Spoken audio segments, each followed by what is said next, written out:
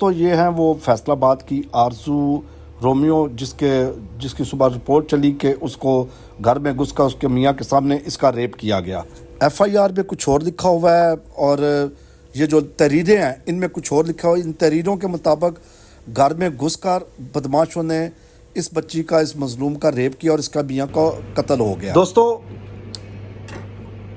آپ نے وہ کہانی سنی ہے شیر آیا، سب نے سنی ہوگی۔ آج فیصل آباد میں آرزو نامی ہماری ایک مسیح بہن ہے، اس کی سٹوری چلی، اس کے ساتھ کچھ ہوا تو یہ تمام لوگوں نے اس تحریر کو ایز اٹ از جیسے بھی تھی بغیر پڑھے، بغیر سوچے، بغیر دیکھے اس کو فارورڈ کرتے گئے۔ میں نے جب یہ تصویر صبح دیکھی اور یہ پوسٹ دیکھی اور میرے لیے بھی جو ہے وہ ایک لمحے کے لیے میں بھی بہت ششو پانج میں پڑ گیا کہ یار یہ کون سے لوگ اتنے طاقتور بدماش ہیں جو دن دہاڑے کسی کے گھر میں گھس کر اس کے میاں کے سامنے اس کی بیوی کا ریپ کر دیں اور پھر اس کے میاں کو مردہ حالت میں چھوڑ کے بھاگ جائے۔ میرے سے یہ بات ہضم نہیں تھی ہو رہی۔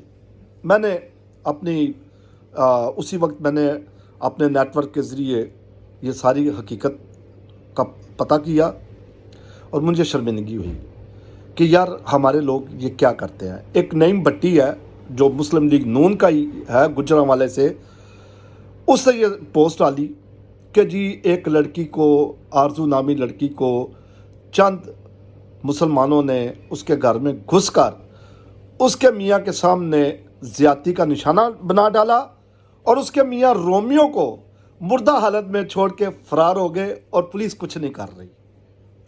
اور نعیم بٹی صاحب پولیس تو آپ کی ہے، حکومت نون لیگ کی ہے پنجاب میں، آپ لوگ گن گاتے ہیں نون لیگ کے، اور میں حیران ہوں کہ نون لیگ کے جو ورکر ہیں، جو ایم پی ہیں اس وقت، اب وہ بھی خاموش ہیں اس سارے معاملے پر۔ بھائی جاؤ فیصل آباد میں پتہ کرو۔ آپ اقلیتی سیٹوں پر اس لیے نہیں ہو کہ آپ جو ہے وہ کیا کہتے ہیں بڑے ووٹ لے کر آئے ہیں، نہیں، آپ کے نام کے ساتھ یا آپ کے والد کے ساتھ نام کے ساتھ مسیح لکھا ہوا ہے۔ آپ مسیحیوں کے، ہندوؤں کے، سکھوں کے، پارسیوں کے، یہاں تک کہ احمدیوں کے بھی آپ نمائندے ہو، چونکہ آپ اقلیت ہو، آپ اسپیشل سیٹوں پر ہو، تو جاؤ فیصل آباد جا کے پتہ کرو اور پھر نعیم کو یہ پوچھو کہ بھئی تم نے یہ پوسٹ کیوں ڈالی بغیر تصدیق کے۔ اب جب کہ ایف آئی آر جو ہمارے سامنے آئی ہے وہ 911/24 ہے۔ ایف آئی آر کا جو مدعی ہے وہ اس کا ہسبینڈ ہے رومیو، مطلب کہ جو نعیم نے لکھا ہے اس کی وہ نفی ہو گئی۔ اگر وہ مردہ حالت میں ہے تو اس کا مطلب ہے ملزمان کے اوپر 302 لگتی ہے۔ اگر وہ مردہ ہے تو وہ کیسے مدعی بن گیا؟ اس کے ساتھ ایف آئی آر میں جو دفعات لگی ہیں اس میں ہے 354 ہے کہ کسی کے عصمت پر، کسی کی پاک دامنی پر ہاتھ ڈالنا۔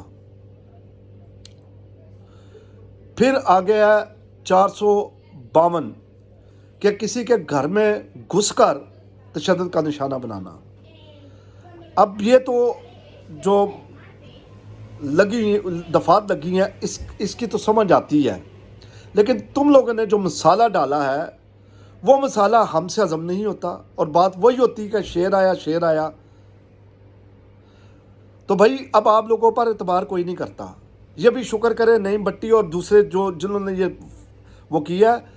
میں نے یہ صبح ٹیگ کی ہے پنجاب کی محترمہ عزت مآب وزیر اعلیٰ مریم نواز صاحبہ کو، میاں نواز شریف صاحب کو، میاں شہباز شریف کو، وزیر اعظم پاکستان کو، کہ بھئی آپ کی دھرتی میں آپ کے ویژن کے خلاف یہ معاملہ ہوا ہے۔ वरना तो ये FIR भी नहीं थी हो रही। और जो वकील फैसलाबाद में FIR करवाने गया, जो इस फैमिली को देख रहा है, मुझे उसका भी पता है कि वो कितना झूठा, कितना मुनाफिक बंदा है। वो तो इस फैमिली को भी खैर कैश करेगा, निकलना कुछ भी नहीं है। तो बात ये है कि आप लोग हक़ाइक़ से बरक्स चीज़ें ना डालें। हमेशा ही मैं पहले भी मना करता होता था सलीम इकबाल को, पादरी अनवर फजल को और से जो सो कॉल्ड एक्टिविस्ट है, मना करता होता था कि यार गलत रिपोर्टें ना डालो, इसका खमियाजा हम भुगतेंगे। और ये लोग कहते थे खालिद शहजाद गलत आदमी है। यार अब तो मैं नहीं हूँ ना, अब क्या सही है? अब ये गलत क्यों हो रहा है? इसको कौन सही करेगा?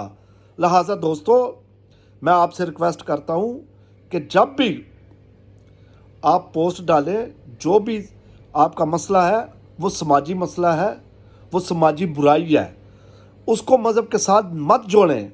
अगर आप मज़हब के साथ जिस भी समाजी मसले को जोड़ेंगे, आपका मामला सही होने के बजाय, आपको इंसाफ होने की बजाय, आपको इंसाफ नहीं मिलेगा। जो मर्ज़ी कर दे, चाहे वो आपको कोई आ जाए पैंट कोट टाइयाँ लगा के कि जी मैं सुप्रीम कोर्ट लेके जाऊंगा, वो भी आपको इंसाफ नहीं दिलवा सकता। याद रखें, आपके केस की जो बुनियाद है वो आपकी पहली इब्तदाई रिपोर्ट है, जिसको हम FIR कहते हैं। वही सुप्रीम कोर्ट तक अगर जाएगी तो आपको उस पर आपका फैसला होना है, अदरवाइज कुछ नहीं होना।